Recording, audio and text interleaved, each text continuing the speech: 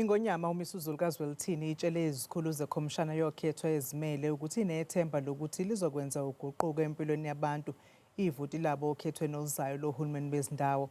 Izikhulu ze-IEC beziyokotha ingonyama esigodlweni sasemashobeni ophongolo KwaZulu-Natal njengengxenye ye-IEC yokuxhumana nababambe iqhaza ukulungiselela ukhetho oluzayo. Izithunywa ze-IEC zilandise indlulamithi yamakhosi ngokulungela ukubamba ukhetho okufaka phakathi nezinhlelo zokufundisa ngokuvota. Ingonyama ibalule ubumqoka bokhetho oluqotho nolungachemile yanxenxa abantu ukuba abakulungele ukuvota, ikakhulukazi intsha ukuba babhalisele ukhetho. I will speak on behalf of my people, my father's people. Trust, hope,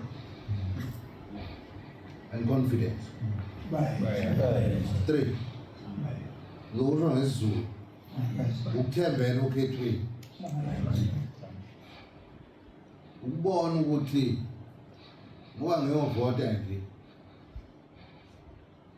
isithupha sami khona umehluko esiyofika siwenza ngoba sengiphosile nami esivivaneni.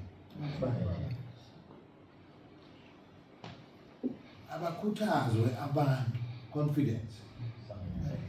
Abakhuthazwe abantu ukuthi hambe uyovota.